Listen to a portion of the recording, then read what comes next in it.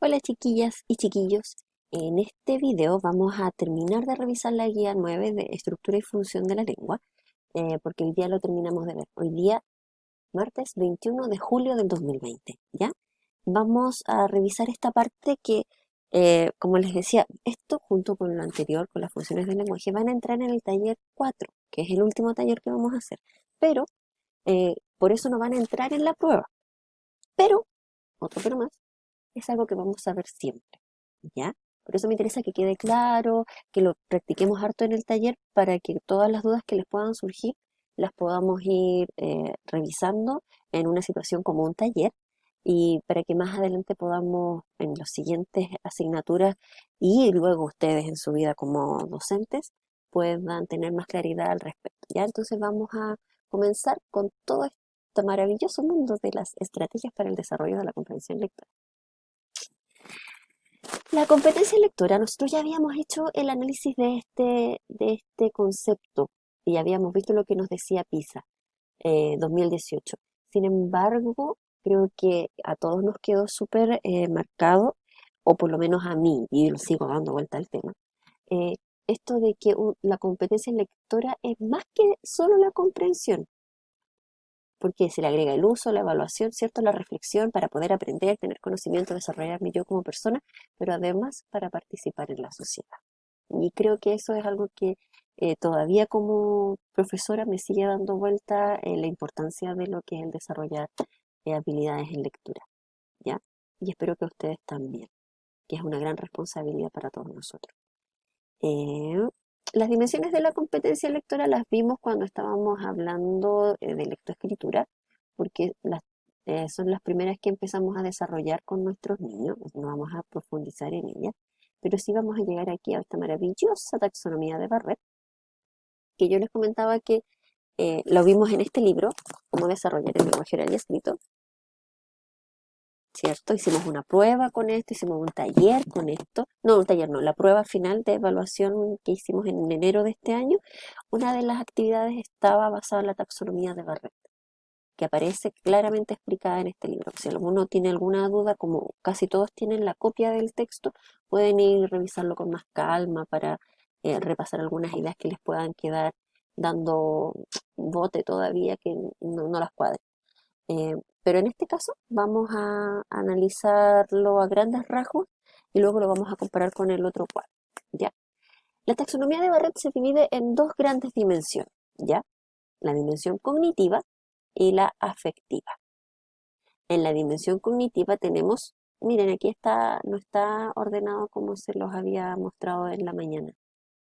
Está la comprensión literal, la reorganización y la comprensión inferencial. ¿A qué se refiere cada una de estas? La comprensión literal son estos detalles, estas ideas principales, el recordar detalles o secuencias que están ahí en el texto. La caperucita roja. ¿De qué color era su caperuza? Roja. Ya. En la reorganización, aquí tenemos que reconstruir o clasificar algunos elementos para irles dando sentido en el texto. ¿Ya?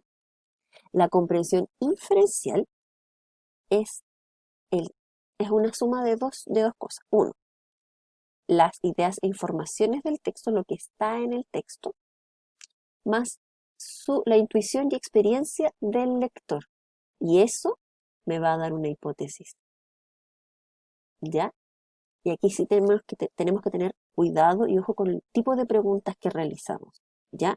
Ojalá que la inferencia no sea tan explícita, ¿ya? Aquí podemos hacer inferencia de algunos detalles, de algunas ideas, de situaciones de causa y efecto, ¿ya? Esto pasó, esto es lo que yo sé, una hipótesis o una respuesta o algo, ¿ya? Para entender algún detalle, para entender ideas, para entender a los personajes, para entender una situación de causa y efecto, porque esto pasó por esto y porque se conjugó todo para que pasara, ¿ya? Ahora, en la siguiente dimensión, que ojo, toma en consideración cuestiones afectivas, o sea, cómo el lector se relaciona con el texto, ¿ya? No es solamente el análisis que puede hacer como de desmenuzarlo, sino una cuestión ya más personal. Y aquí tenemos la lectura crítica y la apreciación, ¿ya? En la lectura crítica aquí hacemos juicios y ojo, hablábamos de los juicios. No todos los juicios significan que vamos a criticar en mala a alguien o a algo. El juicio es la opinión, es lo que ustedes pueden decir respecto de algo. Puede ser un juicio positivo, como puede ser un juicio negativo, o puede ser un juicio un poco más abierto. Por eso es que hablamos de juicios de realidad o fantasía, pero también de valores, en base a mis actos, a cómo yo pienso, a cómo yo entiendo, cómo valoro o cómo enjuicio esto que sucede en el texto. ¿Ya? Y la última, que es la apreciación, es el impacto psicológico o estético que el texto produce en el lector. ¿Ya? En este sentido, incluye eh, la respuesta a alguna técnica, por ejemplo, a un poema que le pareció súper interesante, cómo las palabras fluyen, tiene relación también con la belleza y cómo nosotros entendemos de nuevo la belleza, lo que hablábamos en el video anterior sobre que la belleza también es subjetiva. Bueno, pero aquí también, cómo es el texto, la redacción y la narración me llegan a mí y lo encuentro bello, ¿ya? Entonces, ojo, vamos a revisar acá el siguiente cuadro, el cuadro 1. En este cuadro, que para nosotros debe ser muy interesante porque no lo estoy inventando yo, no lo estoy inventando otra persona. No, lo saqué de acá. Informe técnico del CINSE, nuestro querido amigo ministerio. El ministerio nos está entregando información para que nosotros podamos ir desarrollando qué cosas, en qué, cuándo y cómo y dónde. ¿Ya? ¿Qué nos quiere decir este cuadro? Que nosotros tenemos que desarrollar tres habilidades de comprensión de lectura, ¿ya? Tenemos el primero, que es localizar, el segundo, que es interpretar y relacionar, y el tercero es reflexionar, ¿ya? Lo importante del localizar es que en este eje se van a agrupar todas esas estrategias pequeñas o todas esas tareas que nos van a permitir o le van a permitir a nuestro estudiante encontrar elementos explícitos del texto. ¿Ya? Lo que está. ¿De qué color es es la caperuza de la caperucita roja? O porque lo vimos, o porque lo leímos, o porque lo observamos. ¿Ya? Para eso nuestros estudiantes necesitan, por ejemplo, discriminar objetos, extraer información específica, o extraer datos, analizar fragmentos del texto, por ejemplo. Para interpretar y relacionar, para poder hacer esto, nuestros estudiantes lo que tienen que hacer es hacer conexiones entre elementos explícitos, operando elementos implícitos a través de elementos que están en el texto para sacar ciertas conclusiones. ¿Ya? ¿Por qué? Porque tienen que sacar inferencias, tienen que interpretar el lenguaje figurado, tienen que reconocer relaciones causales, por ejemplo. ¿Ya? Elementos que están acá, analizarlos y dar una hipótesis o inferencia. ¿Ya? La última habilidad, y que tal como decía Katy, es como una cuestión, como una escalerita, eh, este eje agrupa todas estas tareas de lectura que tenemos que usar, pues nosotros también las usamos cuando leemos texto, para eh, que tienen relación con el contenido, pero además con la experiencia personal, ¿ya? Entonces, para eso tenemos que opinar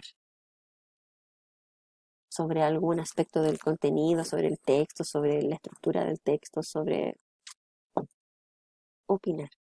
Y conversábamos en clases que a partir de la enseñanza básica, quinto, sexto, debemos empezar a desarrollar la argumentación y el desarrollo de las opiniones en nuestros estudiantes. Sin embargo, eso no significa que no podamos comenzar a trabajar con estas habilidades desde incluso el preescolar. Nuestros niños más pequeños pueden eh, hacer análisis y responder y dar sus opiniones respecto de algo que están leyendo en un texto o que están escuchando de un texto cuando son más pequeñitos. Entonces depende mucho de cómo hagamos las preguntas, qué preguntas estamos haciendo, qué queremos que ellos analicen. ¿Queremos solamente que vean el color de la caperuza, de la caperucita? ¿Queremos que interpreten algo de por qué la niña fue sola al bosque o queremos que reflexionen también? Y ojo, podemos querer que hagan las tres y deberíamos eh, orientarlos a que hagan las tres, pero nunca debemos dejar de que la última no la hagan porque ay, es muy difícil, ellos no pueden reflexionar. Sí, todos los niños pueden reflexionar. Depende de cómo vamos desarrollando esas habilidades en ellos. Nosotros tenemos que desarrollar. Y si les presentamos actividades, preguntas o estrategias desafiantes que les permitan eh, problematizar, y lo podemos hacer con una o dos preguntas desde nosotros, desde primero básico. Ya es súper importante que nosotros tengamos claro que nuestros niños sí pueden y nosotros tenemos que ayudarlos. Por eso es importante que ustedes conozcan estos cuadros, estas taxonomías, porque para allá vamos. Ya, les voy a mostrar un pequeño cuadro que lo hicimos en clases y quiero que lo veamos aquí también. ¿Ya? ¡Ah, me caigo! Ya. En este cuadro nosotros analizamos la taxonomía, a ver, la taxonomía de Barrett, ¿cierto? Que tenía dos dimensiones. La dimensión, ¿cuál era la primera? Sí, cognitiva. Y la segunda, emotiva. Muy bien. Y esta tenía tres partes y esta tenía dos, ¿cierto? Cierto. ¿Cuáles eran?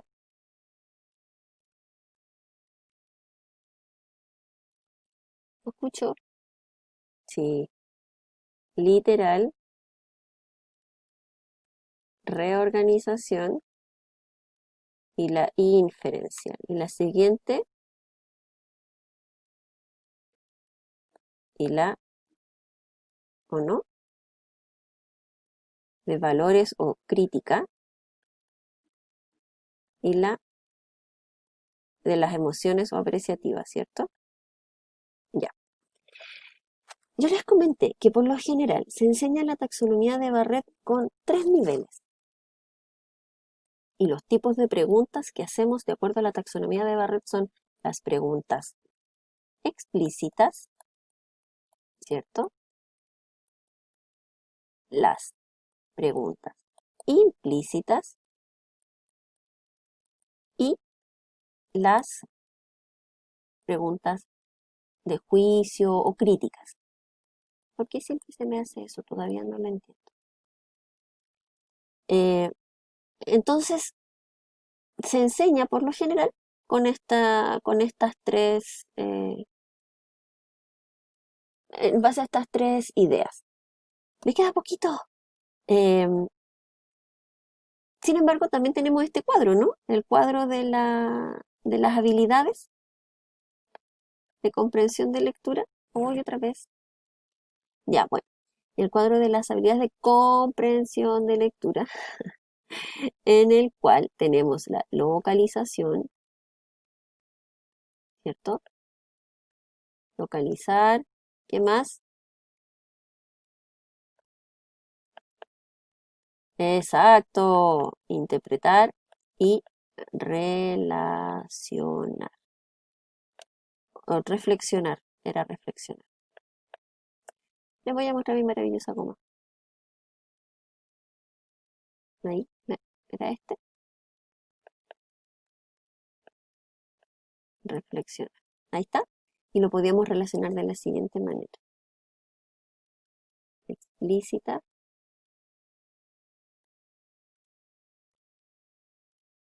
¿cierto? Podíamos relacionar esta, ¿sí? Y podíamos relacionar la última, así.